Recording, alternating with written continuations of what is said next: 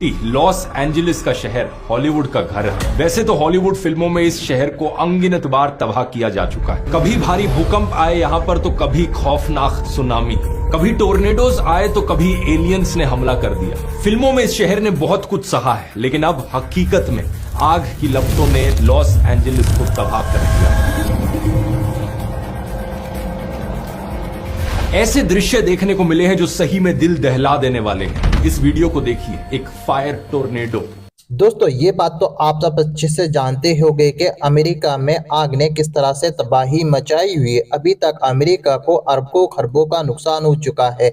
ये आफत अमेरिका पर आई है, ये अभी तक की सबसे बड़ी आफत है। जी हाँ दोस्तों, इस आग ने अभी तक कई लोगों की जान ले ली है, लाखों लोगों को बेघर कर दिया है। बड़े बड़े घर जलकर राख हो चुके हैं, हर तरफ तबाही ही तबाही है। दोस्तों अब जहाँ पर आग लगी हुई है वहां पर ना तो कोई पेड़ बचा है और ना ही कोई घर, सब जलकर राख हो चुका है। दोस्तों आज एक बार फिर से एक वीडियो सोशल मीडिया के ऊपर वायरल हो रहा है। इस वीडियो ने लोगों की आंखें खोलकर रख दी है, क्योंकि ये वीडियो है ध्रुव राठी जी की, जो कि सच्चे और अच्छे इंसान है। और ये वीडियो देखकर आपको पूरी डिटेल के साथ सब कुछ पता चल जाएगा। मगर दोस्तों ये वीडियो दिखाने से पहले मेरी आपसे गुजारिश है, आज का मेरा ये वीडियो पूरा एंड तक जरूर देखना, और अगर आप मेरे चैनल पर नए आए हो चैनल को जरूर सब्सक्राइब करना, साथ में इस वीडियो को ज्यादा से ज्यादा लोगों में शेयर जरूर करना। चलिए दोस्तों पहले आप ये वीडियो देखिए, फिर आकर मैं आपसे बात करता हूँ। शहर ने बहुत कुछ सहा है, लेकिन अब हकीकत में आग की लपटों ने लॉस एंजलिस को तबाह कर दिया। ऐसे दृश्य देखने को मिले हैं जो सही में दिल दहला देने वाले हैं। इस वीडियो को देखिए, एक फायर टोर्नेडो। ये पैलिसेड्स के एरिया में देखा गया। ऐसा ही एक खौफनाक वीडियो सामने आया जिसे एक ऐसे आदमी ने लिया था जो अपने घर में बंद रह गया जब आग की लपटें उसके घर के पास आई। इस वीडियो में आप देख सकते हैं कि इसका घर चारों तरफ आग की लपटों से घिर गया। थैंकफुली जिस आदमी ने इस वीडियो को रिकॉर्ड किया था उसे टाइम पर रेस्क्यू कर लिया गया फायर फाइटर्स के द्वारा, लेकिन हर कोई इतना खुशनसीब नहीं था।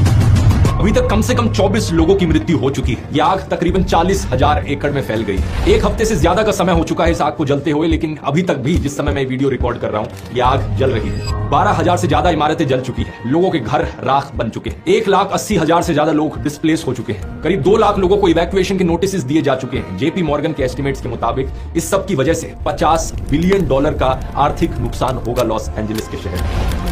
ये कोई एक आग नहीं है, असल में मल्टीपल फायर्स है मल्टीपल लोकेशंस पर। 7 जनवरी की सुबह पैलिसेड्स नाम के इलाके में इस आग की शुरुआत हुई थी। नक्शे पर देखिए, उसी रात ईटन और हर्स्ट में भी आग लगी थी। 9 जनवरी तक केनेथ भी आग की लपटों में घिर गया था, और इसके अलावा कई दूसरे इलाके लीडिया, आर्चर, वुडली और सनसेट भी आग में झुलस गए। 12 जनवरी की सुबह तक लीडिया फायर को पूरी तरीके से रोका जा चुका था। केनेथ फायर 90% खत्म हो चुकी थी। हर्स्ट फायर 76% कंट्रोल में थी, लेकिन ईटन फायर सिर्फ 15% और पैलिसेड्स फायर मात्र 11% ही कंट्रोल में आई थी। सबसे शॉकिंग बात इस पूरी घटना के बारे में यह है कि ये सब हो रहा है जनवरी के महीने में। जनवरी में सर्दियों का मौसम होता है लॉस एंजलिस में, और ये एक ऐसा महीना है जहां आमतौर पर सबसे ज्यादा बारिश देखने को मिलती है अगर पूरे साल भर में कंपेयर करो तो इस शहर में। लेकिन फिर भी यहां इतनी भयानक वाइल्ड फायर्स देखने को मिली। ऐसा कैसे हो सकता है? इसके पीछे छिपी है एक बहुत बड़ी साजिश। आइए समझते हैं आज के इस वीडियो में।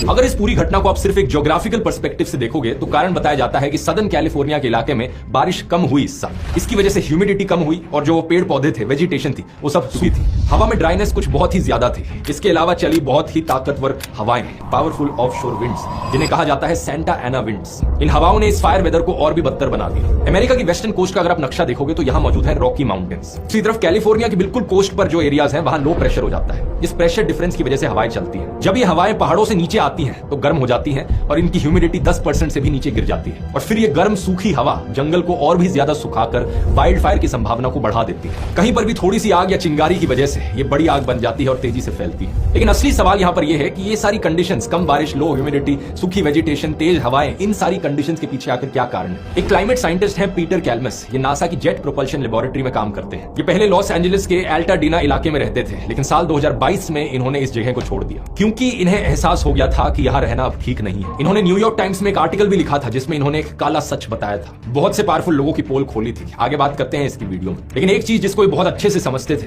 वो थी क्लाइमेट चेंज। पिछले साल जनवरी का ये न्यूज आर्टिकल देखिए, धरती पर रिकॉर्ड किया गया अब तक का सबसे गर्म साल 2023। यूरोपियन यूनियन की कॉपरनिकस क्लाइमेट चेंज सर्विस ने कहा कि साल 1850 से अब तक देखें तो 2023 में ग्लोबल टेम्परेचर सबसे ज्यादा थे। प्री इंडस्ट्रियल टाइम से कंपेयर करें तो एवरेज टेम्परेचर 1.48 डिग्री सेल्सियस ज्यादा हो रखे हैं। इस सर्विस के डेप्यूटी डायरेक्टर ने कहा कि 2023 में क्लाइमेट रिकॉर्ड्स डोमिनोज की तरह गिर रहे हैं। इस साल के तापमान शायद पिछले 1 लाख सालों में किसी भी से ज्यादा थे। आपको ये बात शायद काफी हैरान कर देने वाली लगे, लेकिन क्लाइमेट साइंटिस्ट के लिए कोई बड़ी हैरानी वाली बात नहीं थी, क्योंकि वो पहले से ही ये प्रिडिक्ट कर चुके थे। 2023 से पहले रिकॉर्ड होल्डर साल रहा था 2016 का, फिर 2023 ने 2016 का रिकॉर्ड तोड़ा। ये कोई अचानक से होने वाली अजीब घटना नहीं थी, बल्कि क्लाइमेट चेंज की ट्रेजेक्टरी थी। दिसंबर 2023 तक आते आते greenhouse gas levels record high पर थे, global temperatures record high, sea level rise record high, Antarctica में सी आइस रिकॉर्ड लो। इसी महीने यूनाइटेड नेशंस की एनुअल क्लाइमेट समिट भी हुई, COP28। इस समिट में बड़ी चर्चा हुई फॉसिल फ्यूल्स को फेज आउट किए जाने की। इंडिया की 12 साल की climate activist Licypriya Kangujam इस इवेंट में स्टेज पर चढ़ गई थी। इन्होंने चिल्लाकर कहा, फॉसिल फ्यूल्स को बंद करो। लेकिन नवंबर 2024 में जब COP29 समिट हुई तो पता चला कि ये जो फॉसिल फ्यूल से ट्रांजिशन करने का वादा था, ये फिलहाल तो जुमला साबित हुआ। डेटा ने दिखाया कि कोल, ऑयल और गैस के एमिशंस 2024 में कम होने की बजाय 0.8% बढ़ गए। इसका परिणाम क्या हुआ, इस महीने का ये न्यूज आर्टिकल देखिए। 2024 ने 2023 का भी रिकॉर्ड तोड़ दिया। 2024 का साल अब तक का सबसे गर्म साल बन गया। जून 2023 से लेकर अगस्त 2024 तक लगातार 15 महीने टेम्परेचर्स ने नए रिकॉर्ड्स तोड़े। नासा साइंटिस्ट ने इसे एक अनप्रेसिडेंटेड हीट स्ट्रीक कहा। यूनाइटेड नेशंस ने इन समिट्स में एक ग्लोबल वार्मिंग थ्रेशोल्ड की बात की हुई थी कि चाहे कुछ भी हो जाए, प्री इंडस्ट्रियल लेवल्स के कंपैरिजन में हमें टेम्परेचर को 1.5 डिग्री सेल्सियस से ऊपर नहीं जाने देना है। अगर ऐसा हो गया तो कैटास्ट्रोफिक डैमेज देखने को मिलेगा। लेकिन अभी कुछ दिन पहले कॉपरनिकस क्लाइमेट चेंज सर्विस ने अपनी प्रेस रिलीज में कहा कि पिछले साल यह थ्रेशोल्ड पार किया जा चुका है। प्री इंडस्ट्रियल लेवल्स के मुकाबले तापमान 1.5 डिग्री सेल्सियस ज्यादा ऑलरेडी हो चुका है। आप शायद सोचोगे कि मैं इतनी क्लाइमेट चेंज की बात क्यों कर रहा हूं, क्योंकि एक्सपर्ट्स के मुताबिक लॉस एंजलिस में जो हुआ उसके पीछे क्लाइमेट चेंज का रोल अब मना नहीं किया जा सकता।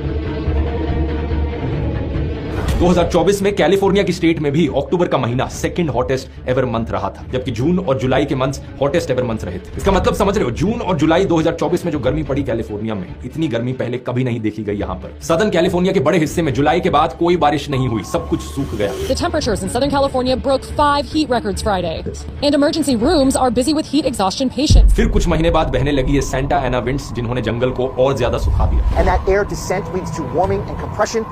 That also dries the air out significantly, and that wind can spread pre-existing fires. अब यहाँ पर एक चीज समझनी जरूरी है, ऐसा नहीं कि ये वाइल्ड फायर्स हमेशा इंसानों की वजह से होती हैं। वाइल्ड फायर्स नेचुरली भी होती हैं। इनफैक्ट कुछ ऐसे इकोसिस्टम्स भी हैं, प्लांट्स और एनिमल्स, जो इवॉल्व ही इसी तरीके से हुए हैं कि इकोलॉजिकल बैलेंस के लिए वो पीरियोडिक फायर्स पर डिपेंड करते हैं। जैसे कि कॉनिफर ट्रीज, इन पर एक थिक बार्क होती है, या प्रेयरी ग्रास अपना ज्यादातर बायोमास अंडरग्राउंड स्टोर करती है। कुछ पौधे तो ऐसे भी हैं जो हीट पर डिपेंडेंट हैं, ताकि उनकी सीड्स मिट्टी के अंदर जर्मिनेट कर सके या उनके बड्स फ्रूट बन सके। कभी कभी लगने वाली ये आग डेड ऑर्गेनिक मटेरियल को क्लियर आउट कर सकती है। जब डेड या डिकेइंग प्लांट्स जमीन पर बिल्डअप होने लगते हैं तो मिट्टी के अंदर जो अर्थ है वो न्यूट्रिएंट्स को एक्सेस नहीं कर पाते। नए छोटे पौधों की आउटग्रोथ इससे रुक सकती है। ऐसे में मरे हुए प्लांट्स और एनिमल्स जब इन आग में जल जाते हैं तो इस जले हुए मटेरियल से मिट्टी में न्यूट्रिएंट्स रिलीज होते हैं। इस तरह ज्यादा जल्दी रिलीज होए बजाय कि अगर वो धीरे धीरे डीके करते रहे। यही कारण है कि कई बार इंसानों द्वारा खुद से प्रिस्क्राइब्ड बर्न या कंट्रोल्ड बर्न भी किए जाते हैं। हम जानबूझकर वाइल्ड फायर लगाते हैं कंट्रोल्ड तरीके से, ताकि इकोलॉजी को उसका लाभ मिल सके। ये एक पूरी साइंटिफिक फील्ड है अपने आप में, इसे फायर इकोलॉजी कहा जाता है। इसके बारे में अगर आप और जानना चाहते हैं तो चैट जीपीटी से पूछ सकते हैं। सारे कोर कॉन्सेप्ट्स और एप्लीकेशंस बड़ी डिटेल में पता लग जाएंगे। और सिर्फ इसी फील्ड में नहीं, चैट जीपीटी के पास हर फील्ड में हर चीज की नॉलेज है। ये आर्टिफिशियल इंटेलिजेंस की टेक्नोलॉजी इतनी तेजी से इंप्रूव हो रही है कि यकीन करना मुश्किल है। चैट जीपीटी का लेटेस्ट ओवन मॉडल एक पीएचडी ग्रेजुएट और साइंटिस्ट के नॉलेज लेवल को पार कर चुका है। इनका लेटेस्ट O3 मॉडल जो डेवलपमेंट में है, बताया जा रहा है कि वो 99.8% कोडर से ज्यादा अच्छी कोडिंग कर सकता है। तो इस बात में कोई दो राय नहीं है कि इस टेक्नोलॉजी को अब इग्नोर नहीं किया जा सकता। अगर आप अपने आप को इसमें अपस्किल करना चाहते हैं तो मैं सजेस्ट करना चाहूंगा मेरा मास्टर चैट जीपीटी कोर्स। 8.5 घंटे का कॉम्प्रिहेंसिव कोर्स जो हिंदी लैंग्वेज में आपको चैट जीपीटी जैसे एआई चैटबॉट्स के बारे में वो सब कुछ बताता है जिसकी आपको जरूरत है। इसे आप डेली लाइफ में, अपनी पढ़ाई में, अपने काम में, अपनी बिजनेस को ग्रो करने में कैसे इस्तेमाल कर सकते हैं, चैप्टर बाय चैप्टर आप समझेंगे। इसकी मदद से ऑलरेडी हजारों लोगों ने अपनी प्रोडक्टिविटी और एफिशिएंसी कई गुना बढ़ा ली है। स्क्रीन पर आप कुछ लेटेस्ट रिव्यूज को देख सकते हैं, क्या बेहतरीन फीडबैक रहा है लोगों का। अगर आप इंटरेस्टेड हैं तो कूपन कोड इस्तेमाल कीजिए FIRE45, आपको फ्लैट 45% ऑफ मिलेगा इस कोर्स को खरीदने पर। इसका लिंक नीचे डिस्क्रिप्शन में मिल जाएगा, या फिर आप इस